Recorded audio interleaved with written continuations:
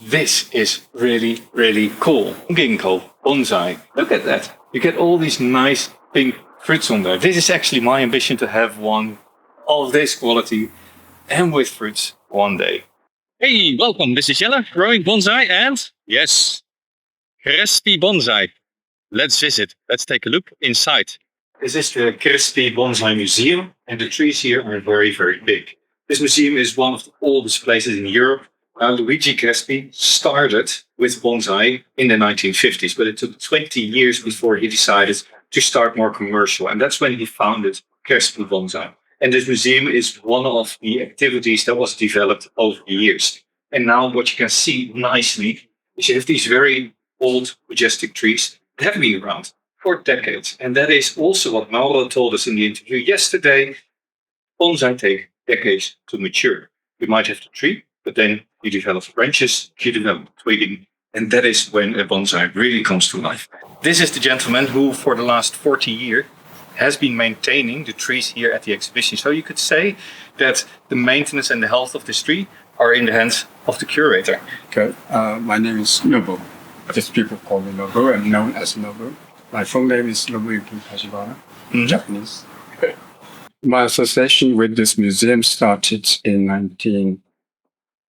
1984-5 when I met with Mr. and Mrs. Crespi, who were in Japan to buy for their nursery. And then I was told of their project to open a museum and school, which is attached to it, from 1991. And he asked me if I would be interested to cooperate within this context. And because I was looking for some work possibility after apprenticeship in Japan in Europe, so that was a very, very welcome, opportune proposal.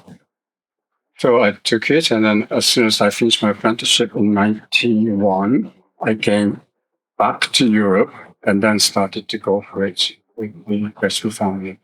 Very nice. This is a Chinese juniper. It is over 100 years old, imported from Japan. And what you can see is here, the bark, nice and crackling. Some nice deadwood in there, but even if you look closely in the canopy, what you'll see here, backbudding is occurring. That means that even though it is so old, it is in prime condition. You get lots and lots of fresh growth. You work also with a lot of people here at the nursery. Is there something that you could tell people that are just beginning? A lot of the people that watch this channel are just in the first couple of years of bonsai. What would you consider the most valuable skill that they could learn? I would say the capacity or willingness to observe the nature, observe the trees, and to realize that they have their own lives, which are very separate and different from our lives. But they are responsible for creating these environments in which we live. Therefore, this interest, fascination, and love for the trees is the sound basis for starting a bonsai, I think. Okay, is that something that you teach? Because I understand you also teach here, right? Yes. But without such attitude, no bonsai worked by students or teacher would never become better. So these are the materials from the course. Yeah?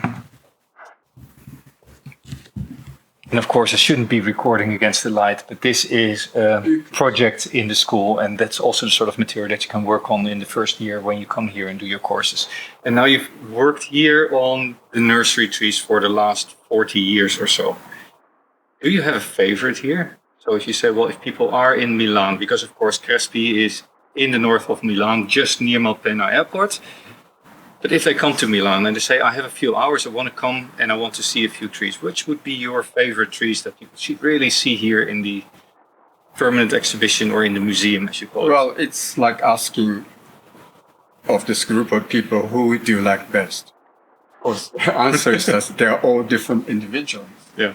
And some people have, preference for deciduous trees. Some people would prefer conifers, and some people like to see huge trees. And we have very historical trees, but we have trees which are, developed by Europeans. When you say historical trees, I think there's a very big tree standing behind me that I'll visit in a minute. This is also very historic. Could you tell something about this tree? Well, this is a very old example of Miyajima.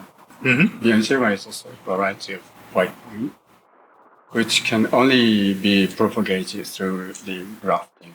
Yeah. And this tree unusually is grafted on red pine trunk. And so I don't know how many years have passed this original grafting, but you can see. A century or more? Oh, easily. Yeah. A few centuries. This is just before the It needs very to be important plucked work. a little bit, right? Yes. This is, of course, something that most of the viewers will realize, but pines do shed their needles at some point. After 2-3 years, they start to get weak. In the third or the fourth years, they will toss off the needles, and then the needles will go yellow. So if you see a tree with needles like this, it just means the full plucking hasn't been done yet. Of course, a tree like this, you don't just look at the profile. You really have to go down, look underneath it, and you see how the ramification all comes together. And that is, of course, what builds the whole canopy, like a scaffolding of the tree. And as said, there's a few yellow needles. They still need to be cleaned out for fall to encourage backbudding. But this is a very, very nice specimen. Pines are very shade intolerant trees. So if the shoot green cannot get any light, of course, the tree will shut down, which we want, because to keep on living as bonsai, the inner growth is the key.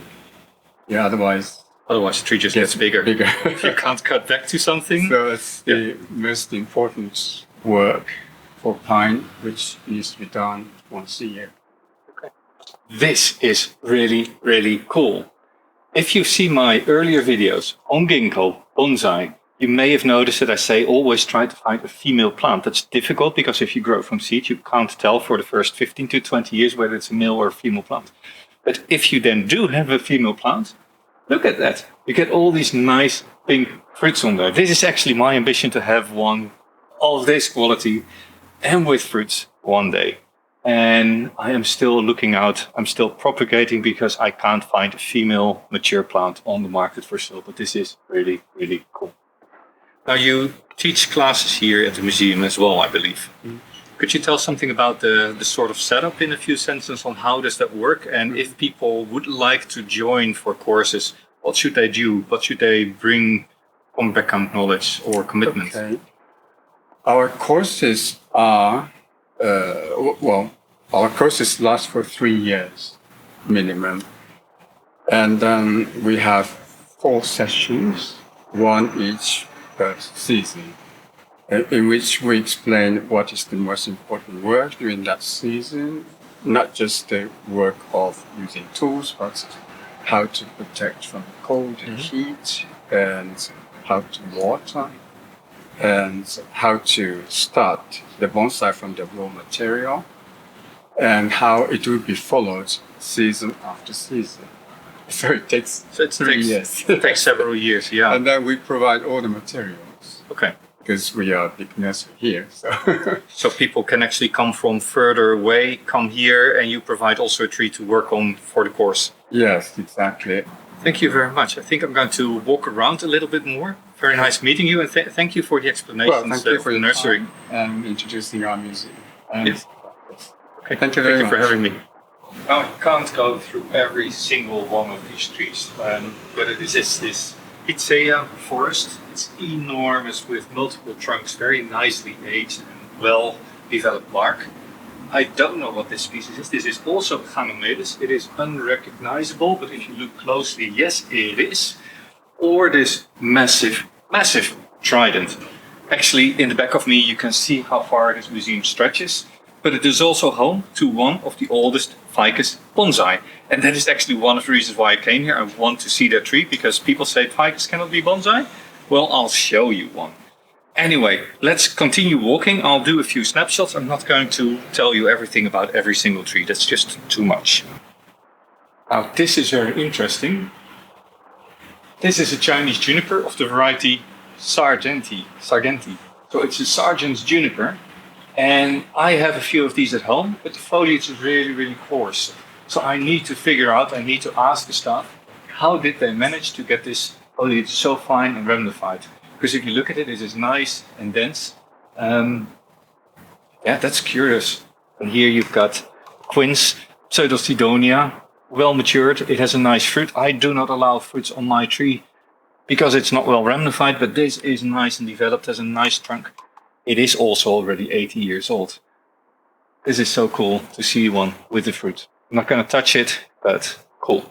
This little tree is a Fagus crenata, the Japanese white peach. It has been in this pot for a long time, I would say. It's been in a container for a long time. Does it say how old it is? It is 90 years old. And of course, this is a tree imported from Japan. This is gorgeous. Look at the maturing of the bark. Nice and white. Now you also know why it is called the Japanese white peach. The light is a little bit difficult, but when you look at that trunk. That's an Arakawa maple. And of course, if you know me and you know my videos, Arakawa is one of my favorites. And this tree just has bark at every single twig. It's amazing. So this is a Japanese hornbeam, and you can tell that the seed strings here are very different from what we see in the European hornbeam. Also, the leaves are quite a lot smaller. They're elongated, they're pointed, and particular difference is the bark. You see the striping on the bark, and that is something that's very different from what you see in European ones. Also, the Orientalis is very different, and the Korean as well. To be honest, I don't think I've ever seen the Korean hornbeam myself before. Of course, the pots are a little bit dry. It's been very warm here. The moss has dried out a little bit over summer. Summer is just a very hot period. It will now freshen up as the rains come in. Halfway through the museum, sliding doors. Doors are open now, but in winter they can of course be closed. That can only mean one thing. We go from the regular outdoor collection towards the indoor bonsai collection. Think Asian, think Penjing, think ficus, those sort of things. Let's move in. And what do we have here?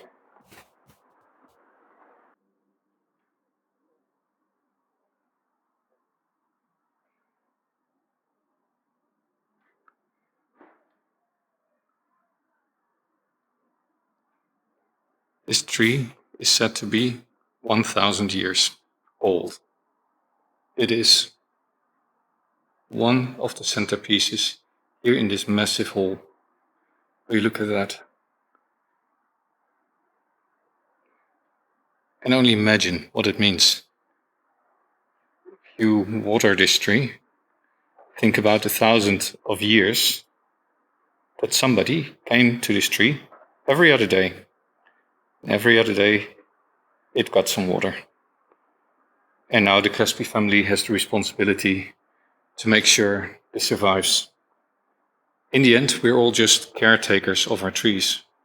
We don't really own them. We just care for them for part of their life.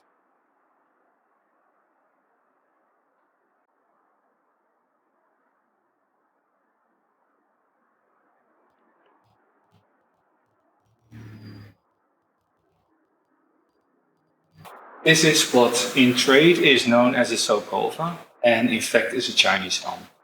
And you can see this is a little bit bigger than what you get in your supermarket, but truly, also Chinese elm can make a really, really nice bonsai if you allow them to grow and develop and you really start to structure the tree and don't just do the rounding of the canopy. You really need to go in there and make sure first you build the scaffolding of your branches. And then as it develops, you can go into more clip and grow methods. And as it ages, one of the nice things of a Chinese elm is the peeling bark. That will create variety in colors and shapes in the bark itself. And I think it just warmed up enough, so the windows went open. Another thing that you do see here is the red dots in the bark, which are typical for Chinese elms. This is a Ficus formosanum, and this plant came from Taiwan. It's almost a century old. I think it is 90 years, 80 years old. And one of the nice things this species does, it creates lots and lots of area roots, which of course can then be nicely draped around the trunk to really give the impression of old age. And this one I need to check. Yeah, this is growing over a rock, which gives the same presence. This is really truly cool. This is an ash tree, a Fraxinus. Not the regular Fraxinus excelsior that we get in Europe, but this is Fraxinus opehensis. Never heard of it, but look at how small these leaves have gotten, partially due to age and growing in a pot, but maybe this is also a species that has naturally smaller leaves. I never would have thought you could make a Fraxinus look like this. That is really impressive. You can also see here how nice the root spread has developed. Nice aged bark on it. Really cool.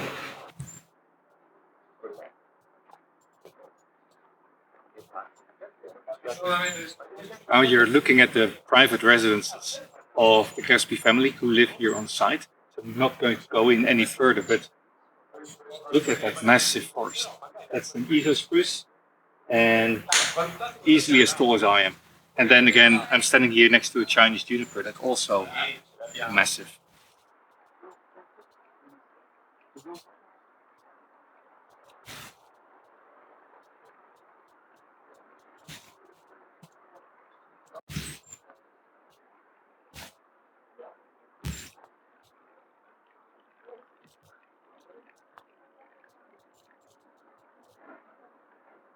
Now, what not many people realize is that you can't run a museum and have all the trees in tip-top condition.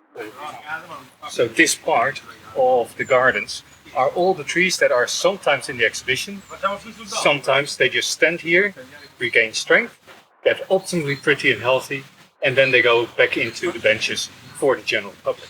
But here, this is the back end of the museum, trees that are just ready, getting ready to be put back into the show. Of course, you can't live off just a museum, right? The museum is nice to have, but next to this, there's an enormous storefront here.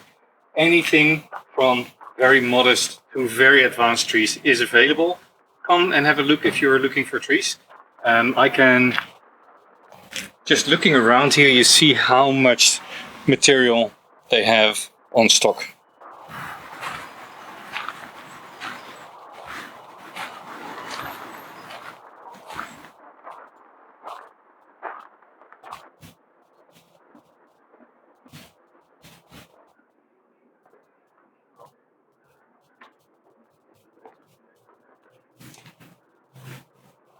And of course, ceramics. Loads and loads of ceramics.